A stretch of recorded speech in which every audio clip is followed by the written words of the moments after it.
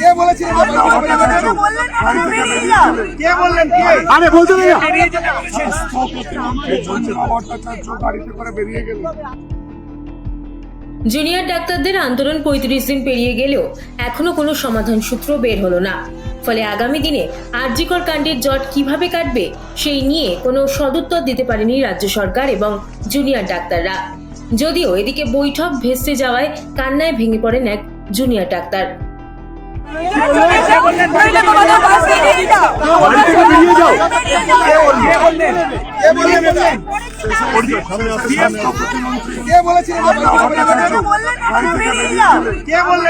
আরে বলতে না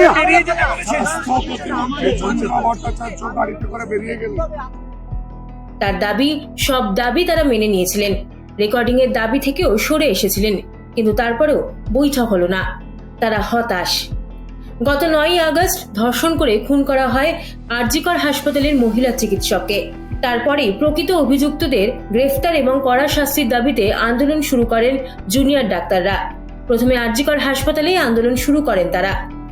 খুনের ঘটনার সঙ্গে জড়িত প্রকৃত দোষীদের গ্রেফতারের পাশাপাশি মোট 5 দফা দাবি পূরণের কর্মবিরতি শুরু করেন জুনিয়র ডাক্তাররা। তাদের দাবি ছিল কলকাতা পুলিশ কমিশনার বিনীত গোয়েলের পদত্যাগ। এই দাবি পূরণে লালবাজার অভিযান করেছিলেন তারা। যদিও বাধা পেয়ে ফিয়ার্স লেনের কাছে 22 ঘন্টা বিক্ষোভ করেন আন্দোলনকারীরা। এরপর রাজ্যের স্বাস্থ্য সচিবের পদত্যাগের দাবিতে স্বাস্থ্য ভবনের সামনে লাগাতার বিক্ষোভ করছেন তারা।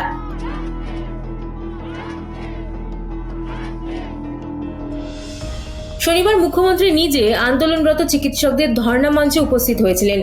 তিনি আন্দোলন তোলার আবেদন করার পাশাপাশি আলোচনারও প্রস্তাব দেন। সেই মতো কালীঘাটে হাজির হয়েছিলেন আন্দোলনকারীরা, কিন্তু সেখানেও ভেস্তে গেল বৈঠক। এবার কোন দিকে এগোবে এই আন্দোলন? আন্দোলনকারী চিকিৎসকরা স্পষ্ট জানিয়েছেন, দাবি না মেটা পর্যন্ত তারা আন্দোলন চালিয়ে যাবেন। অর্থাৎ এখনই যে তারা স্বাস্থ্য ভবনের সামনে থেকে বিক্ষোভ ধর্ণা তুলে নেবেন না, তা এক প্রকার স্পষ্ট। অন্যদিকে রাজনৈতিক মহলের একাংশের ধারণা, শনিবার মুখ্যমন্ত্রী স্পষ্ট জানিয়ে দিয়েছিলেন শেষ চেষ্টা করতে ধর্ণা মঞ্চে গিয়েছিলেন তিনি। অর্থাৎ এরপর আলোচনা নিয়ে মুখ্যমন্ত্রী কতটা আগ্রহ প্রকাশ করবেন সেই নিয়েই প্রশ্নচিহ্ন উঠছে। অন্য একটি অংশ মনে করছেন, এবার পুরোপুরি সুপ্রিম কোর্টের দিকে তাকিয়ে থাকবে রাজ্য সরকার। কারণ গত শুনানিতেই কর্মবিরতি তুলে নেওয়ার জন্য সময়সীমা বেঁধে দিয়েছিল সুপ্রিম কোর্ট, কিন্তু এখনো সেই নির্দেশ কার্যকর হয়নি। আগামী মঙ্গলবার ফের শুনানি রয়েছে সুপ্রিম কোর্টে। ওই শুনানির দিকেই তাকিয়ে সকলে।